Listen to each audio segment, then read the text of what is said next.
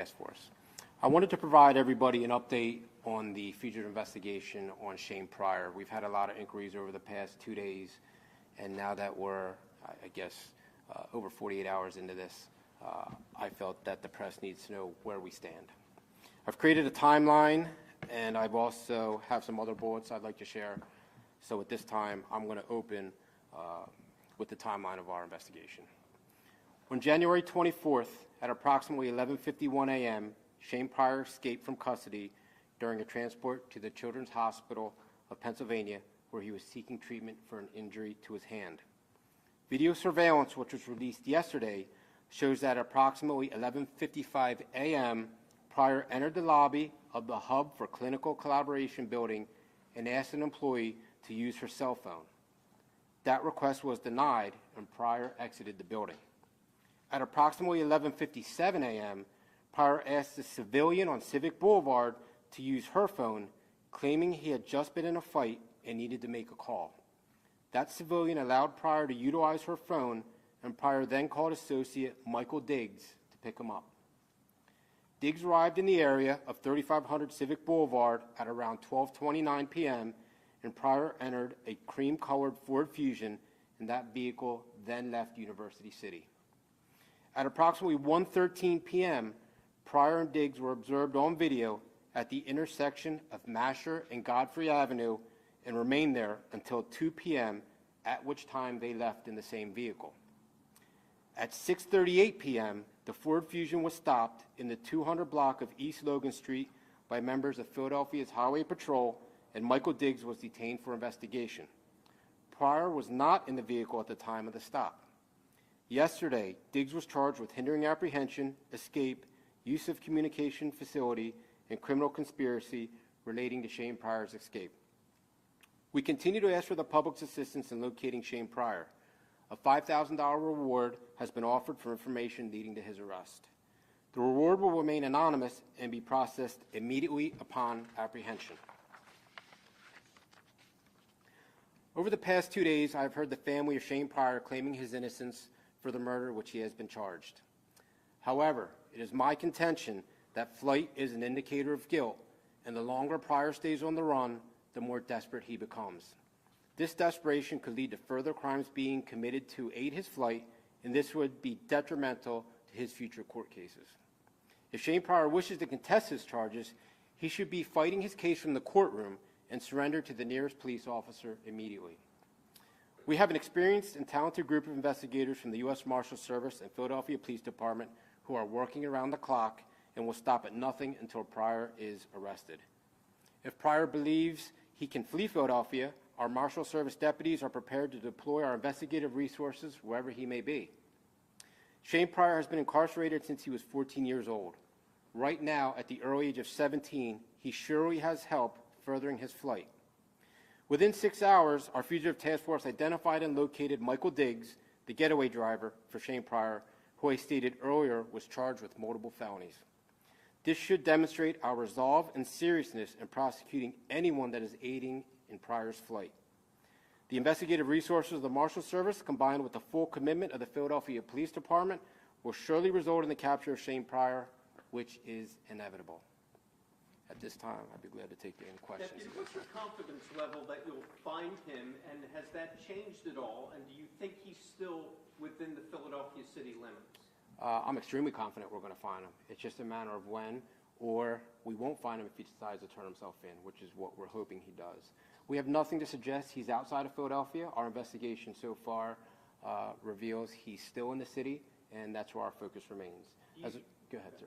Do you think he has a weapon, and did you get any information from Mr. Diggs? We have no information that he has a weapon, and anything that Mr. Diggs would have said to us is confidential right now. Do you believe that he's being helped by somebody else staying so long on the run? Absolutely. 100% he's being helped by somebody out there in the street. It may be a small faction of his friends or possibly family, and that's why I put that warning out that, hey, in 6 hours, we located the getaway driver. We charged Michael Diggs. He's up State Road now, and we will continue to prosecute anyone that furthers Shane Pryor's flight.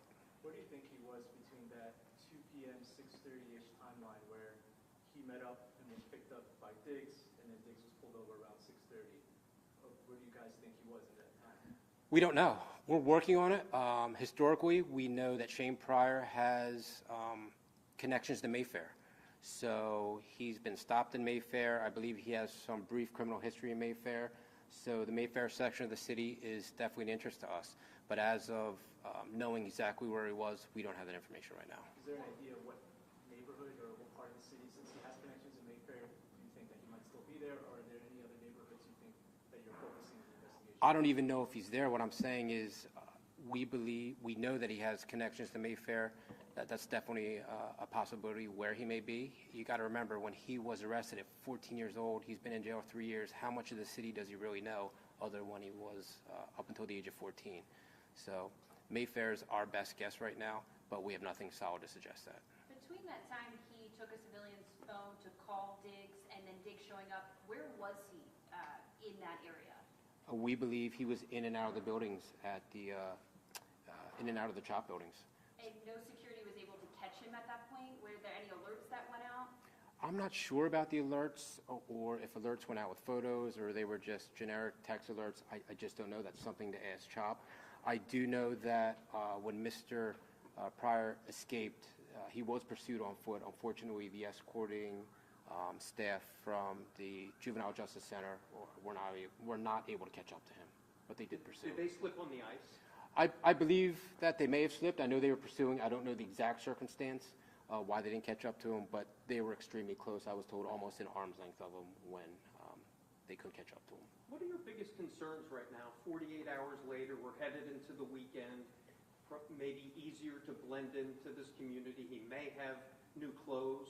What are your biggest concerns? My biggest concern is someone's going to try to help him and get out of the Philadelphia area, in which time we're proactively planning to take the Marshals Service resources to wherever he may be.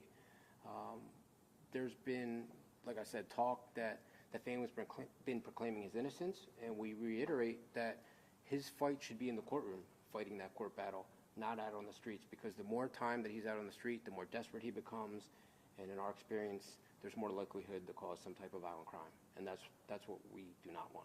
Do you know where exactly Diggs picked him up in the University City area? And also, is the Masher address that they are seen driving to, is that a residence? What kind of building is it? It's just a corner. It's just a corner. And the exact location, I think, was in the 3500 block. I don't know exactly where, but it's extremely close to the emergency room of CHOP. Very close. Was he in a store, did you say? We believe he may have been frequenting a store up in that area. Is it clear if he's tried to contact any family? Have you already spoken to family or approached families' residences, places where? Yeah, I think it's fair to assume that we've talked to a lot of family members, talked to associates. Right now, we're trying to shrink his world down. We're trying to cut off his resources, and we're trying to cover every avenue of escape that he could have. Remember, he's only 17 years old. He's been in jail the last 3 years. How many resources can an individual who's been in jail the past 3 years at the age of 14 have right now? And, that's why we put that warning out. Anyone helping him, no questions asked, you're going to be prosecuted, as we demonstrated with Michael Diggs. Just to be clear, the last confirmed sighting of Pryor is at Masher and Godfrey around 2 p.m. The 24th. That's correct. Do you have any evidence of him changing his clothes? As of right now, we don't know what clothes he's wearing. We're going to review as much video that we can obtain, and perhaps we can put some images out later. But as of right now, I don't have a clothing description of what he could be wearing. Our best description of 5'6", I think we put out 150, 160 pounds, 5'6", 5'7", 160 pounds. We do believe he has an injured hand. To the extent of that injury, I don't know. He could possibly be wearing white sneakers. Somebody said a navy blue sweatshirt, but that's all speculation. We don't have a solid description to give out to the public at this point. I'm hoping in the future we do. Yeah, and him first being arrested as a 14-year-old in those first photos, he was very baby-faced. Correct. He's already, changed his look. Just Sure, he's matured tremendously in the past 3 years. Some of the booking photos that were out there, they're the baby face of a 14-year-old. I think the public needs to concentrate on the video that we put out from CHOP, where he definitely looks a little more mature, and I think those are more accurate videos of what he looks like. And if we can obtain more video in the future, I'll be the first to put him out there. I was going to say, are you asking neighbors to look at their Ring cameras or home surveillance to see if they're catching him walk by or anything at this point? We're asking for anybody who has any information to call our tip line at our national tip line 1-877-122, or our local tip line, which I put out in the press release. You can go to the website www.usmarshals.gov. The first thing it asks you, would you like to submit a tip? Just click yes. But we'd rather get 1,000 tips that don't work out than miss that one tip that could have been something. So we're asking the public to be vigilant. People in the Mayfair area, be on the lookout. That is an area he's known to frequent. And if you have any information, contact us immediately. We're working around the clock over the weekend. Our investigators are only going home to catch a few hours of sleep. So much like the previous escape from Philadelphia, the Philadelphia prison system for Amin Hurst and Nasir Grant, we're working around the clock on this. And we're prepared for the long haul. If we don't have them here in a couple days, we are proactively planning to use the Marshals Service resources to go wherever he may be, up and down the East Coast, out west, wherever he's going, we're going to pursue. Could you just give a little logistically what kind of resources you do have? Safe to say, is it the search intensifying more? Because the reference point I have is Danilo Cavalcante, and as the days went on, the resources just got bigger and bigger and bigger. Right. Could you just kind of, as a reference, what makes this a little different? So with Danilo Cavalcante, it was different because we had him confined to maybe a 6-mile perimeter in the woods. We needed bodies, boots on the ground to go through the woods. We needed some surveillance resources. Here, we don't have a defined area for Shane Pryor, so it's a matter of investigation, talking to people, getting video surveillance. It's a different type of investigation than Cavalcante was. This is more of an urban, where I'd say the Cavalcante was more rural, and we had him contained in a perimeter twice. Here, we don't have a perimeter set. Thank you.